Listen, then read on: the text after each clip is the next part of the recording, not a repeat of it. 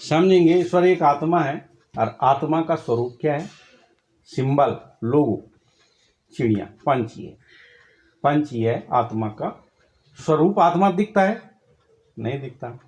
क्या है ईश्वर, एक आत्मा है ना, आत्मा का ईश्वर जो आत्मा में बिठाना चाहता है और तुम्हें अच्छा भला करना चाहता है। तो सत्य ने ये दे रखी है, देह में आके इसने ये कहा कि पिता सब में राज करे, और पिता ने राज करना है ना, पिता सब में राज करे, ये मेरी इच्छा है। और ईश्वर ने सत्य को बलिदान कर दिया, पूजा कर दी, है ना। अब क्या हो गया, वो पवित्र प्रसाद हो गया। कब हुआ, जब ईश्वर ने पूजा कर दी। और उस पूजा का एक पूजाएं होती है हम अपने मन से करते ना, दिया जलाया, धूप जलाया, घंटी बजाई, है ना। कोई कह रहा था बेल लानी थी, है ना। जब नहीं है ना पता, खाने को बहुत सारे टाइम है, पर क्या परमात्मा की नियत जो चलता है।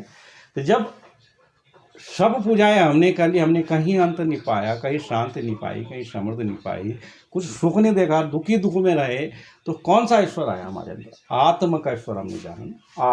आत्मा को जाना। और आत्मा कैसे आया, ईश्वर ने वो सत्य को बलिदान किया है, और वो जो पवित्र जीवित प्रसाद हमने खाया, उस सत्य को ग्रहण किया। और हमने क्या किया, सत्य ने क्या, मन के दीन साफ सुथरे, मन के साफ सुथरे पाक साफ लोग जो ईश्वर के सत्य वचन को ग्रहण करते हैं और अपने वस्त्र धो देते हैं।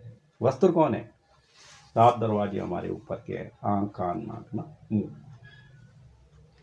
और धो देते हैं, आगे नहीं करते हैं और शुद्ध रखते हैं। तो तब कौन आता है, वो जिसने क्या कर दिया, वो पूजा कर दी थी, आत्मा।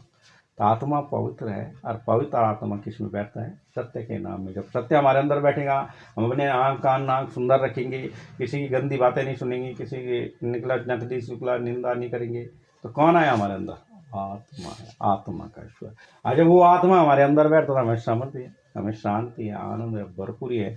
हमें कहीं क्या है, कष्ट उठाने की जरूरत नहीं, नहाने की जरूरत नहीं, धोने की जरूरत नहीं है ना, जल चढ़ाने की जरूरत नहीं, व्रत तीर्थ स्नान करने की जरूरत। हम नहा रहे हैं, अपनी खुशी से जा रहे हैं, अपना मन का मैल भगा रहे, अपने हृदय का मैल भगा रहे हैं। आज संगत कर रहे तो मन का मैल भगा रहे हैं, कानों को शुद्ध कर रहे हैं, आंखों को शुद्ध कर रहे हैं, मुंह को शुद्ध कर रहे हैं, अपने दिमाग को शुद्ध कर रहे हैं, अपनी उपज, अपने खेत का मतलब होता है दिमाग, है ना।